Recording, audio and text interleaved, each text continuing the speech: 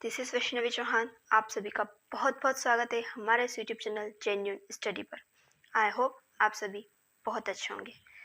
जैसे कि CTET exam नज़दीक आ रही है तो हम आपके लिए लेकर आए हैं previous year questions practice series, जिसके अंदर आप प्रीवियस ईयर क्वेश्चंस की प्रैक्टिस कर सकते हैं और अपने सब्जेक्ट को और भी अच्छे से स्ट्रॉन्ग बना सकते हैं और साइंस सब्जेक्ट में अच्छा स्कोर कर सकें।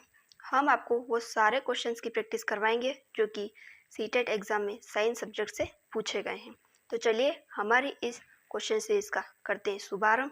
लेकिन उससे पहले अगर आपने इस चैनल को सब्सक्राइब नहीं किया है तो प्लीज़ इस चैनल को सब्सक्राइब ज़रूर कर दीजिएगा और जो बेल आइकन है उसको प्रेस करना नहीं भूलिए, ताकि अपकमिंग वीडियोस जो कि क्वेश्चन सीरीज़ जो कि प्रीवियस ईयर क्वेश्चंस पर बनने वाले हैं वो आप तक टाइम टू टाइम पहुँच सके। तो चलिए आज की इस क्वेश्चन सीरीज़ का करते हैं शुभारंभ। Target CTET 2024।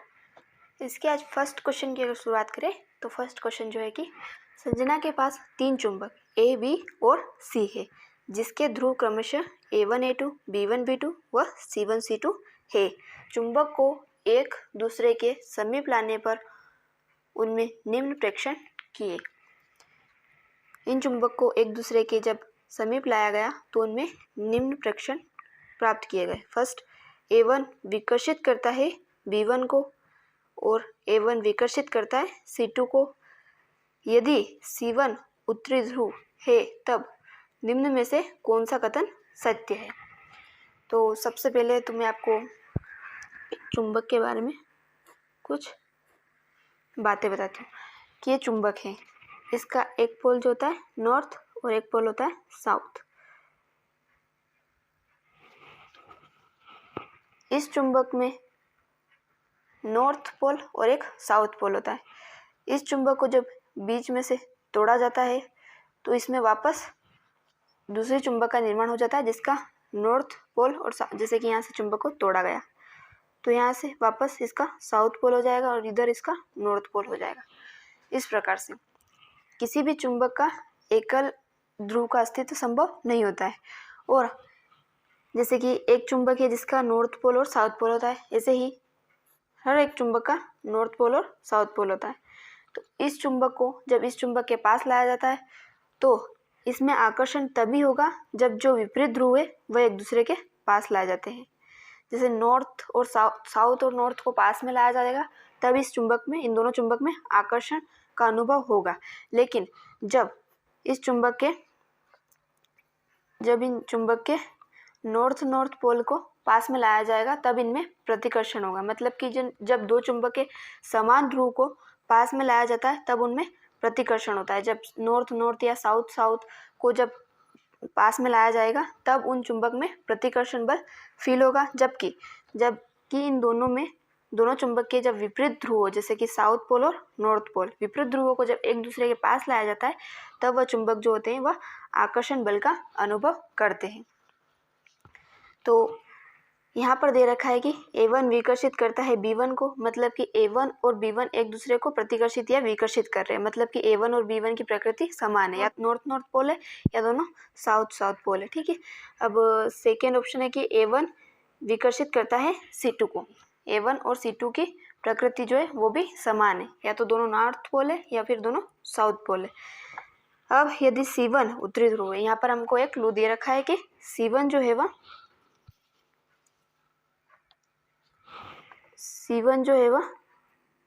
उत्तरी ध्रुव मतलब कि नॉर्थ पोल है।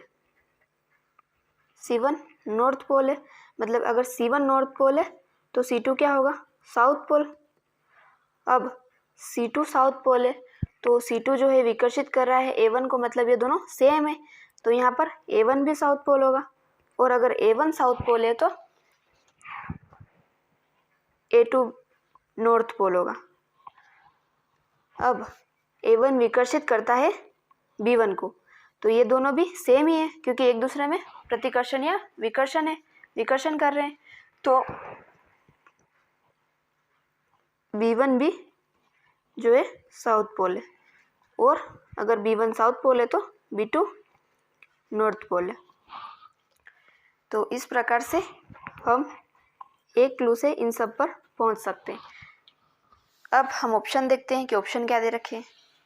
तो ऑप्शन नंबर ए है कि B2 उत्तरी ध्रुव है और A1 दक्षिण ध्रुव, मतलब कि B2 जो है वह नॉर्थ पोल है जबकि A1 साउथ पोल। तो B2 नॉर्थ पोल है जबकि A1 जो है वह साउथ पोल। तो ये बिल्कुल करेक्ट आंसर है कि B2 जो है वह उत्तरी ध्रुव है जबकि A1 दक्षिण ध्रुव। तो हमारा जो ऑप्शन नंबर ए है वह करेक्ट आंसर है। नेक्स्ट क्वेश्चन की बात करें तो ठोस कणों का कौन सा गुण अवसादन विधि में काम आता है। ठोस कण जो होते हैं उनका कौन सा गुण जो होता है वह अवसादन विधि में काम आता है। ऑप्शन नंबर ए है कि हल्का तथा जल में घुलनशील होना, बी है कि हल्का तथा जल में अघुलनशील होना, सी है कि भारी तथा जल में घुलनशील होना और डी है कि भारी तथा जल में अघुलनशील होना। तो जो ठोस कण होते हैं, ठोस कण, उनका भारी तथा जल में अघुलनशील, भारी तथा जल में अघुलनशील वाला जो गुण होता है ठोस कणों का वह अवसादन विधि में काम आता है। एग्जाम्पल के तौर पे हम देख सकते हैं कि जैसे कि हमारे घर में दाल चावल पकाए जाते हैं तो उनको पकाने से पहले हम उसको पानी से धोते हैं। पानी से दाल चावल को क्यों धोया जाता है? क्योंकि उन पे जो अशुद्धियाँ चिपकी रहती है दाल और चावल पर, वो पानी के साथ घुल जाती है और उनके अंदर जो कंकर होते हैं ठोस के रूप में, बर्तन में हम पानी दाल या चावल को धोते हैं, उसकी तली में वह ठोस कण जो होते हैं वह बैठ जाते हैं। अब ये अवसादन या सेडिमेंटेशन क्या कहलाता है? तो मिश्रण में जल मिलाने पर भारी अवयवों के नीचे तली में बैठ जाने के प्रक्रम को अवसादन कहते हैं। जो मिश्रण होता है उसके अंदर जो भारी अवयव होते हैं ठोस कणों के रूप में, उनकी नीचे तली में बैठ जाने के प्रक्रम को ही अवसादन या सेडिमेंटेशन के नाम से उसको जानते हैं। तो इस क्वेश्चन का जो करेक्ट आंसर हो जाएगा हमारा ऑप्शन नंबर डी हो जाएगा। नेक्स्ट क्वेश्चन की अगर बात करें तो थायराइड ग्रंथि के उपयुक्त कार्य के लिए ए की आवश्यकता होती है तथा उसकी कमी बी उत्पन्न करती है। यह एक विशेष क्षेत्रीय अभाव जनित रोग है जो कि प्राय सी क्षेत्रों में रहने वाले लोगों को होता है। ए का अभाव बच्चों में डी भी उत्पन्न करता है। मतलब कि थायराइड ग्रंथि के उपयुक्त कार्य के लिए ए की आवश्यकता होती है और इस ए की कमी से बी रोग उत्पन्न होता है और ये बी जो है एक विशेष क्षेत्रीय अभाव जनित रोग है जो कि सी क्षेत्रों में रहने वाले लोगों को होता है और इस ए की कमी से बच्चों में डी भी उत्पन्न होता है। तो ये ए बी सी डी क्या है ये हमको बताना है। तो सबसे पहले जो थायराइड ग्रंथि होती है वो हमारे गले में स्थित होती है और उसकी आकृति कुछ एच जैसी दिखाई देती है। इस थायराइड ग्रंथि के ऊपर इस प्रकार से पैराथायराइड ग्रंथि स्थित रहती है। अब ये थायराइड ग्रंथि जो होती है वह थायराइडोक्सिन नामक हार्मोन रिलीज करती है। इस थायराइडोक्सिन हार्मोन की अधिकता अगर हमारे शरीर में हो जाती है तो उससे पेरी का रोग, बेस्डाउ का रोग, प्लूमर आदि रोग हो जाते हैं।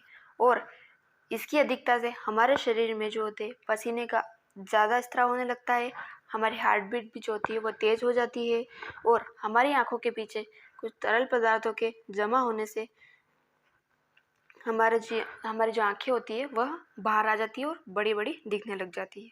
इसकी अधिकता से ये रोग होते हैं और इसकी कमी से जो थायराइड हार्मोन की जब कमी हो जाती है हमारे शरीर में तो गलगंड, जिसको घेंगा रोग भी कहते हैं, और हशीमाटो का रोग, इसकी कमी से गलगंड, घेंगा, हशीमाटो, जड़ मानवता जिसको कहते हैं, जड़ मानवता या अप टू मानवता भी कहते हैं। तो ये रोग जो होते हैं वह थायराइड हार्मोन की कमी से होते हैं। थायराइड ग्रंथि जो होती है उसके उपयुक्त कार्य करने के लिए ए की आवश्यकता होती है। तो ए जो होता है वह आयोडीन होता है जो थायराइड ग्रंथि को उपयुक्त कार्य करने के लिए बहुत ही आवश्यक होता है और इसकी कमी से बी रोग उत्पन्न होता है। तो अभी हमने ये बात की कि जो आयोडीन होता है उसकी कमी से एक तो गलगंड और घेंगा रोग हो जाता है। आयोडीन की कमी होगी तो थायराइड ग्रंथि ठीक से कार्य नहीं करेगी। थायराइड ग्रंथि जो होती है ठीक से कार्य नहीं करेगी तो थायरोक्सिन हार्मोन को रिलीज भी नहीं करेगी, तो उसकी कमी से गलगंड या घेंघा रोग हो जाएगा। तो आयोडीन की कमी से गलगंड या घेंघा रोग हो जाता है, जबकि यह एक विशेष क्षेत्रीय अभाव जनित रोग है जो कि प्राय सी क्षेत्रों में रहने वाले लोगों को होता है। तो ये जो गलगंड या घेंघा रोग जो है ये पर्वतीय क्षेत्र या फिर पहाड़ों में रहने वाले लोगों को ये ज़्यादा होता है।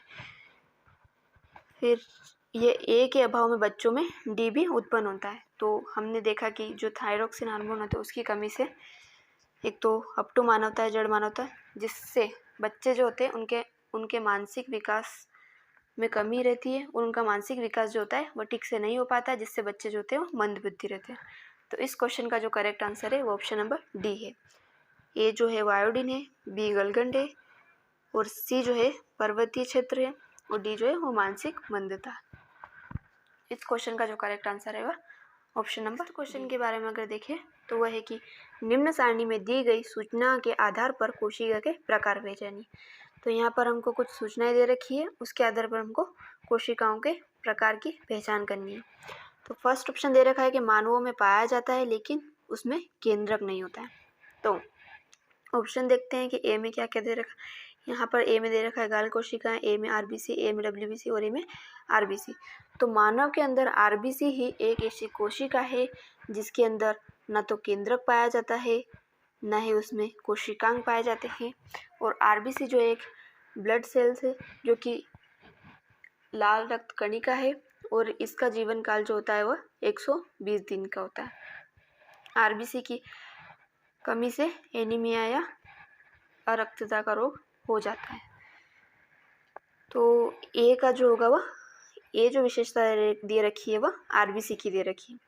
तो आरबीसी एक तो ऑप्शन नंबर 2 में है और ऑप्शन नंबर 4 में ए में आरबीसी दे रखी है।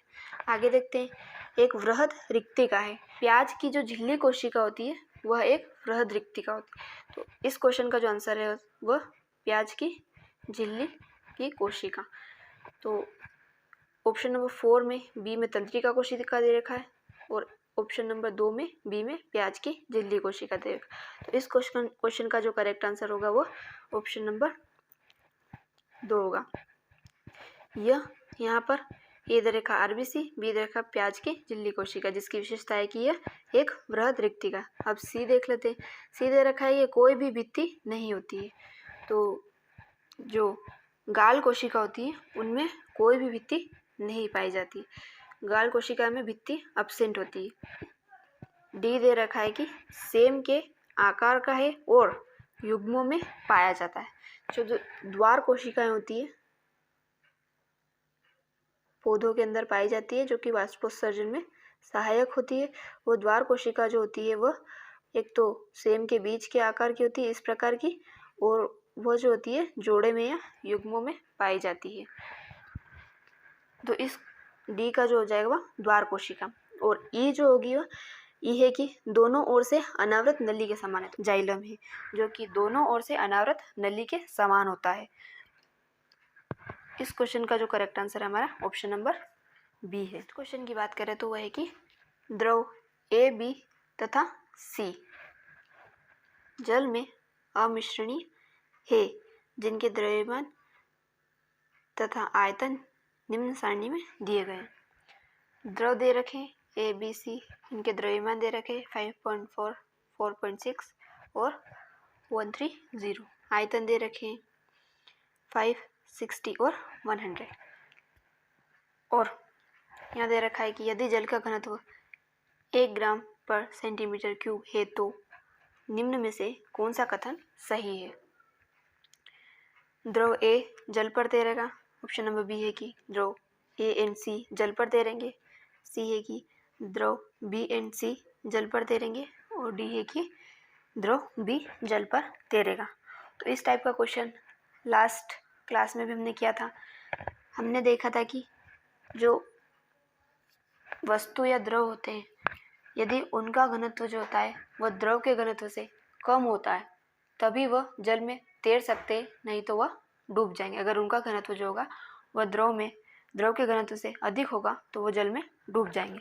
जैसे कि आप स्विमिंग करते हैं तो स्विमिंग करने के लिए आप तभी तैर पाएंगे जब आप आपके वजन या आपके भार से अधिक पानी विस्थापित करेंगे। अगर आप आपके भार से कम पानी में अगर विस्थापित करेंगे तो आप डूब जाएंगे। आपको तैरने के लिए आपके भार से अधिक पानी को विस्थापित करना होगा, तभी जाकर आप तैर पाएंगे। ठीक उसी प्रकार से द्रव ABC दे रखे हैं और इनके द्रव्यमान और आयतन दे रखे हैं। हमको यहाँ पर निकालना है ABC का घनत्व। तो द्रव A का घनत्व निकालते हैं तो घनत्व बराबर होता है B बराबर होता है द्रव्यमान बटा आयतन। तो A का घनत्व अगर निकाले हम तो इसका द्रव्यमान दे रखा है 5.4 अपॉन आयतन दे रखा है 5। B का अगर घनत्व निकाले तो इसका द्रव्यमान दे रखा है 4.6 और आयतन दे रखा है 60। C का घनत्व निकाले तो इसका द्रव्यमान दे रखा है 130 और आयतन दे रखा है 100। अगर हम इसको डिवाइड करेंगे, इसको अगर हम 5 से डिवाइड करेंगे तो यह डिवाइड होगा 1.08 बार। यह डिवाइड होगा समथिंग 0.07 बार। और अगर आप 130 को 100 से डिवाइड करते हैं तो ये डिवाइड होगा 1.3 बार। तो यहाँ पर हमको एक क्लू दे रखा है कि जल का घनत्व जो है वह 1 ग्राम पर सेंटीमीटर क्यूब है। तो अगर द्रव ABC में से जिसका घनत्व जो होगा वह 1 ग्राम पर सेंटीमीटर क्यूब से कम होगा, वही जल पर तैर सकता है, वरना वह नहीं तैर सकता। तो A जिसका घनत्व है 1.08, तो यह 1 से ज़्यादा है, तो ये जो होता है वह द्रव पर नहीं तैर सकता। जबकि B का जो घनत्व दे रखा है वह 0.07 जो कि 1 से कम है। तो मतलब कि B जो है वह जल में तैर सकता है, द्रव B जल में तैर सकता है। जबकि C का जो घनत्व दे रखा है वह 1.3 दे रखा है जो कि 1 से ज़्यादा है, मतलब कि C भी जल में नहीं तैर सकता। तो इस क्वेश्चन का जो करेक्ट आंसर होगा वह केवल ऑप्शन डी होगा। इस प्रकार जिस द्रव का घनत्व जो होगा वह जल के घनत्व से कम होगा, वह द्रव जल पर तैर सकता है, वरना वह जल पर नहीं तैर सकता। इस क्वेश्चन की अगर बात करें तो यह है कि वाष्पन की दर व्युत्क्रमानुपाती होती है। ऑप्शन नंबर ए सतही क्षेत्रफल के, तापमान के, आर्द्रता के और हवा की गति के। तो जो वाष्पन की दर होती है, वाष्पीकरण जो होता है वह आर्द्रता के व्युत्क्रमानुपाती। व्युत्क्रमानुपाती का मतलब होता है उल्टा का मतलब होता है कि जैसे कि आर्द्रता अगर बढ़ेगी तो वाष्पन की दर या वाष्पीकरण जो होगा वह घटेगा। जबकि सतही क्षेत्रफल के बढ़ने पर वाष्पीकरण की दर जो होती है वह तेज हो जाती है, बढ़ जाती है। तापमान बढ़ने पर वाष्पीकरण की दर तेज हो जाती है और आर्द्रता बढ़ने पर वाष्पीकरण की दर जो होती है वह घट जाती है, इसलिए यह आर्द्रता के व्युत्क्रमानुपाती। जबकि हवा की गति जब बढ़ती है तो वाष्पीकरण की दर भी बढ़ जाती है। जैसे कि नॉर्मली एग्जाम्पल देखते हैं तो गर्मी के दिनों में कपड़े जो होते हैं, हमारे गीले कपड़े जो होते हैं वह जल्दी सूख जाते हैं। क्यों सूख जाते जल्दी? क्योंकि गर्मी के दिनों में तापमान जो होता है अधिक होता है, तो अधिक तापमान होने के कारण वाष्पीकरण की दर जो होती है वह बढ़ जाती है और कपड़े जो होते हैं वह जल्दी सूख जाते हैं। जबकि सर्दी और बरसात के दिनों में हमारे कपड़े जल्दी नहीं सूखते हैं, क्योंकि ये वायुमंडल में आर्द्रता की दर जो होती है वह अधिक होती है, इसलिए वहाँ पर वाष्पीकरण की दर जो होती है वह कम हो जाती है, क्योंकि वहाँ पर आर्द्रता ज़्यादा होती है। इसलिए जो कपड़े होते हैं वह जल्दी नहीं सूख पाते हैं। कपड़ों में जो पानी होता है वह जल्दी से वाष्पीकृत नहीं हो पाता है, जबकि गर्मी के दिनों में यह जल्दी वाष्पीकृत हो जाता है क्योंकि तापमान अधिक होता है। तो इस क्वेश्चन का जो करेक्ट आंसर होगा वो हमारा ऑप्शन नंबर सी होगा, आर्द्रता के व्युत्क्रमानुपाती होती है। क्वेश्चन की अगर बात करें तो है कि धातु ए धातु बी को उसके लवणीय विलयन से विस्थापित करती है, किंतु धातु सी को उसके लवणीय विलयन से विस्थापित नहीं कर पाती। धातु बी धातु डी को उसके लवणीय विलयन से विस्थापित करती है। निम्न में से धातुओं की क्रियाशीलता का सही क्रम दर्शा रहा है। तो यहाँ पर हमको धातुओं की क्रियाशीलता के बारे में बताना है। तो धातु ए धातु बी को उसके लवणीय विलयन से विस्थापित कर रही है, तो मतलब ए जो है वह बी से ज़्यादा शक्तिशाली या ज़्यादा अभिक्रियाशील है, इसीलिए वह उसको उसके लवणीय विलयन से विस्थापित करने में समर्थ है। अब सेकेंड की बात करें तो धातु सी को उसके लवणीय विलयन से विस्थापित नहीं कर पाती। जो धातु ए है वो बी को तो विस्थापित कर रही है, लेकिन जो धातु सी है उसको विस्थापित नहीं कर पा रही। मतलब कि जो सी है वह ए से भी ज़्यादा शक्तिशाली है। तो जो सी है वह ए से भी ज़्यादा शक्तिशाली या ज़्यादा अभिक्रियाशील है, इसीलिए धातु ए जो है धातु सी को विस्थापित नहीं कर पा रही है। अब जो धातु बी है वो धातु डी को उसके लवणीय विलयन से विस्थापित करती है। तो बी जो है वह डी को विस्थापित कर रही है, मतलब कि बी डी से ज़्यादा अभिक्रियाशील है। तो डी जो है वह बी से भी ज़्यादा अभिक्रियाशील है, इसलिए वह डी को उसके लवणीय विलयन से विस्थापित कर रही है। तो इस टाइप का जो ऑप्शन है वो कहाँ दिख रहा है? तो ये ऑप्शन नंबर सी जो है ये इस क्वेश्चन का करेक्ट आंसर होगा। नेक्स्ट क्वेश्चन है कि मिलान कीजिए। एक अधातु जो दो रूपों में पाई जाती है, एक अधातु जो कमरे के ताप पर द्रव है, एक धातु जो पीतल व कांसे का घटक है, और एक अधातु जो जल को रोगाणु मुक्त करने में प्रयुक्त होती है, और एक धातु जो विद्युत लेपन में प्रयुक्त होती है। यहाँ पर कुछ धातु और कुछ अधातु के नाम दिए गए हैं, उनको उनके गुणों के आधार पर मिलान करना है। फर्स्ट ऑप्शन जो है कि एक अधातु जो दो रूपों में पाई जाती है, तो वह है कार्बन। कार्बन एक अधातु है जो कि दो रूपों में पाई जाती है। कार्बन के 3 अपर रूप है, जैसे हीरा, ग्रेफाइट, फुलरीन, यह कार्बन के 3 अपर रूप है, और कार्बन एक अधातु है और जो दो रूपों में पाई जाती है। तो फर्स्ट का जो आंसर होगा वो कार्बन है। सेकेंड, एक अधातु जो कमरे के ताप पर द्रव अवस्था में, तो कमरे के ताप पर जो अधातु द्रव अवस्था में पाई जाती है वह ब्रोमीन है। ब्रोमीन जो होती है वह कमरे के ताप पर द्रव अवस्था में पाई जाती है। जबकि जो एक धातु की बात करें, ऐसी कौन सी धातु है जो कमरे के ताप पर द्रव अवस्था में पाई जाती है, तो वह है पारा, मर्क्यूरी जिसको कहते हैं, जिसको Hg से प्रदर्शित करते हैं। वह एक धातु है जो कि कमरे के ताप पर द्रव अवस्था में पाई जाती है, पर यहाँ पर पूछा गया एक अधातु, तो एक अधातु में है ब्रोमीन जो कि एक कमरे के ताप पर द्रव अवस्था में पाई जाती है। थर्ड के बारे में देखते हैं कि एक धातु जो पीतल व कांसे का घटक है, तो पीतल व कांसे का घटक जो है वह कॉपर है। कॉपर एक पीतल और कांसे से मिलकर बनी मिश्र धातु है। जबकि फोर्थ की बात करते हैं तो ये है कि एक अधातु जो जल को रोगाणु मुक्त करने में प्रयुक्त होती है।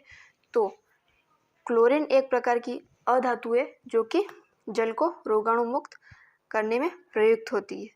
और नेक्स्ट है कि एक धातु जो विद्युत लेपन में प्रयुक्त होती है, तो जिंक एक धातु है जो कि विद्युत लेपन में प्रयुक्त होती है। इसका लेपन जो होता है वह लोहे पर भी किया जाता है, जिससे वह लोहे को जंग लगने से बचाती है। इस प्रक्रिया को गैल्वेनाइजेशन या गैल्वेनीकरण भी कहते हैं। तो ए का थर्ड एक ए में है और एक डी में है। फिर बी का 4, तो बी का 4 केवल डी में है। तो इस क्वेश्चन का जो हमारा करेक्ट आंसर हो जाएगा ऑप्शन नंबर डी हो जाएगा। नेक्स्ट क्वेश्चन है कि मानवों में शिराओं के संदर्भ में निम्नलिखित में से कौन सा कथन सही है? ऑप्शन नंबर ए है कि यह अधिकतर हृदय की ओर CO2 रुधिर ले जाता है। बी है कि इनकी भित्ति मोटी है। सी है कि इनमें पार्ट होते हैं जो रुधिर को एक ही दिशा में प्रवाहित करते हैं। और डी है कि यह त्वचा के नीचे पृष्ठ पर अवस्थित होती है।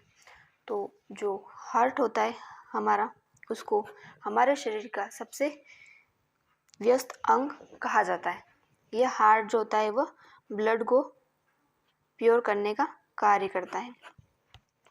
हमारे शरीर के विभिन्न भागों से जो अशुद्ध रक्त होता है जो कि CO2 युक्त होता है, अशुद्ध रक्त जो होता है जो कि CO2 युक्त होता है, उसको हृदय तक लाने का कार्य जो करती है वह शिराएं या वेन्स करती है।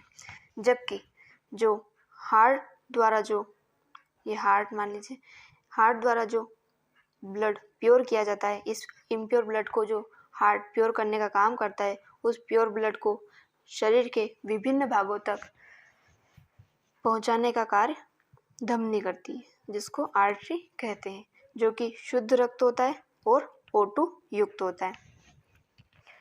तो ऑप्शन देखते हैं, यह अधिकतर हृदय की ओर CO2 रुधिर CO2 युक्त रुधिर ले जाने का कार्य करती है। हाँ, सही बात है कि ये शरीर के विभिन्न भागों से अशुद्ध रक्त को हृदय तक ले जाने का कार्य करती है। तो ऑप्शन नंबर ए तो सही है। इनकी भित्ति मोटी होती है, यह गलत है, क्योंकि धमनी जो होती है, आर्टरीज, उनकी भित्ति जो होती है मोटी होती है, जबकि शिराओं की भित्ति जो होती है वह पतली होती है। तो ये गलत है। सी है कि इनमें पार्ट होते हैं जो रुधिर को एक ही दिशा में प्रवाहित करते हैं। पार्ट मतलब कि वॉल्व, इनके अंदर वॉल्व पाए जाते हैं जो कि रुधिर को एक ही दिशा में प्रवाहित करते हैं। तो ये बात बिल्कुल सही है। डी है कि यह त्वचा के नीचे पृष्ठ पर अवस्थित होती है, ये भी बिल्कुल सही है। आप आपके हाथ पर या कहीं पर देख रहे होंगे जो आपको काली काली जो संरचनाएं दिखती हैं, या फिर जिनको हम नसें कहते हैं हमारी लैंग्वेज में, वह जो है जिनसे ब्लड निकाला जाता है, वह जो है वह शिराएं हैं जो कि काली काली दिखती, जिनमें अशुद्ध रक्त होता है, जबकि धमनी जो होती है वह लाल होती है और इनमें शुद्ध रक्त होता है। तो ये हमारे त्वचा के नीचे पृष्ठ पर अवस्थित, ये भी बिल्कुल सही बात है। तो ऑप्शन ए, सी और डी इस क्वेश्चन का करेक्ट आंसर है। ए, सी और डी। तो इस क्वेश्चन का जो करेक्ट आंसर है वह ऑप्शन नंबर बी है। नेक्स्ट क्वेश्चन की बात करें तो विषाणुओं के संबंध में निम्न में से कौन से कथन सही है, मतलब वायरस के संबंध में कौन से कथन है जो कि सही है। तो वायरस जो है वह सजीव और निर्जीव के बीच की योजक कड़ी कहलाते हैं। यह सजीव और निर्जीव के बीच की योजक कड़ी है। क्यों? क्योंकि जब ये किसी शरीर के बाहर होते हैं तो यह एक निर्जीव की भांति व्यवहार करते हैं, या मृत अवस्था में होते हैं जब यह किसी शरीर में प्रवेश कर जाते हैं तब यह एक लिविंग की तरह या सजीव की तरह व्यवहार करते हैं। इसलिए इनको सजीव और निर्जीव के बीच की योजक कड़ी कहा जाता है। और वायरस जो होते हैं वह न्यूक्लिक अम्ल व प्रोटीन से मिलकर के बने होते हैं। वायरस न्यूक्लिक अम्ल और प्रोटीन के मिलकर बने होते हैं। और वायरस की खोज जो है वह डीजे इवानोव्स्की ने की थी। डीजे इवानोव्स्की द्वारा वायरस की खोज की गई है। अब इसके ऑप्शन के बारे में देख लेते हैं कि यह स्वतः प्रजनन कर सकते हैं। तो ये जो है ऑप्शन नंबर ए गलत है, क्योंकि वायरस जो होते हैं जब किसी के शरीर में प्रवेश करते हैं तो वहाँ पर ये अपना प्रजनन स्टार्ट कर देते हैं, लेकिन इनमें स्वतः प्रजनन की क्षमता जो होती है वह नहीं होती है। ये स्वतः प्रजनन नहीं कर सकते। ये किसी के शरीर के अंदर होंगे तभी जाकर ये प्रजनन करेंगे, नहीं तो ये बाहर एक निर्जीव या मृत अवस्था में रहते हैं। सेकेंड ऑप्शन है कि यह पर कोशिकाओं से पोषण प्राप्त करते हैं। तो ये ऑप्शन बिल्कुल करेक्ट है। ये किसी के शरीर में प्रवेश करते हैं तो उनकी कोशिकाओं से ही ये पोषण प्राप्त करने का कार्य करते हैं। तो ऑप्शन नंबर जो बी है वह बिल्कुल करेक्ट है। सी है कि इनमें कोशिकीय संरचना नहीं होती है। तो ये भी बिल्कुल सही बात है, यह कोशिका नहीं होती है या कोशिकीय संरचना इनमें नहीं। डी है कि यह मृत पदार्थ के अवक्षय में मदद करते हैं। गलत है कि मृत पदार्थ के अवक्षय में मदद करते हैं। इस क्वेश्चन का जो करेक्ट आंसर है वह ऑप्शन नंबर बी और सी। एक तो ये पर कोशिकाओं से पोषण प्राप्त करते हैं और एक इनमें कोशिकीय संरचना नहीं होती है। तो ये बी और सी हमारे करेक्ट आंसर है। बी और सी ये दोनों जो है हमारे ऑप्शन नंबर बी एंड सी ये हमारे करेक्ट आंसर है। अब वायरस की कुछ और विशेषताएं होती है, जैसे कि इनको जो एक क्रिस्टल के रूप में इकट्ठा किया जा सकता है। क्रिस्टल के रूप में इकट्ठा किया जा सकता है। नेक्स्ट क्वेश्चन की अगर बात करें तो निम्न में से कौन से जल जनित जीवाणु रोग है, मतलब कि ऐसे कौन से रोग है जो कि बैक्टीरिया से फैलते हैं और जो जल द्वारा जनित है। ऑप्शन नंबर ए है कि मलेरिया हैजा। तो मलेरिया यहाँ पर एक प्रोटोजोआ जनित रोग है, जबकि हैजा बैक्टीरिया जनित। ऑप्शन नंबर बी है कि टाइफाइड और पीलिया। तो टाइफाइड यहाँ पर एक बैक्टीरिया जनित रोग है, जबकि पीलिया एक वायरस जनित रोग है। ऑप्शन नंबर सी है कि मलेरिया। तो मलेरिया एक प्रोटोजोआ जनित रोग है, जबकि पीलिया एक वायरस जनित है। तो यहाँ पर ये 3 ऑप्शन तो नहीं होंगे, तो इस क्वेश्चन का जो करेक्ट आंसर होगा वो ऑप्शन नंबर डी होगा, टाइफाइड और हैजा। ये दोनों जो होते हैं यह जल जनित बैक्टीरिया रोग है। जबकि हैजा जो होता है ये एक विब्रियो कोलेरा नामक बैक्टीरिया द्वारा फैलता है। हैजा में हमें जो होता है पानी की कमी महसूस होती है, उसके साथ साथ गंभीर दस्त हो जाते हैं। उसके बचाव के लिए व्यक्तिगत स्वच्छता एवं अच्छी आदतों को अपनाना चाहिए। साथ ही साथ पके भोजन और उबला हुआ पानी को प्रयोग में लाना चाहिए और टीकाकरण भी, वैक्सीनेशन भी ज़रूर करवाना चाहिए। इसके बचाव के उपाय हैं। जबकि टाइफाइड जो है ये साल्मोनेला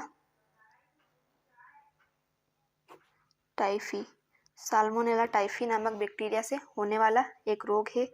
इसके अंदर जो सबसे ज़्यादा जो प्रभावित शरीर का अंग है वो स्मॉल इंटेस्टाइन जो छोटी आंत है, यह छोटी आंत को प्रभावित करता है। इसके साथ साथ हमारे शरीर में पसीना आना, थकान का महसूस होना, कब्ज होना, ये सारे इसके लक्षण हैं।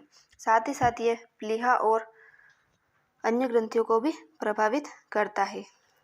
इसके बचाव के लिए एक तो स्वच्छता अपनानी चाहिए, इसके साथ साथ उबले हुए पानी को प्रयोग में लाना चाहिए और वैक्सीनेशन करवाना चाहिए।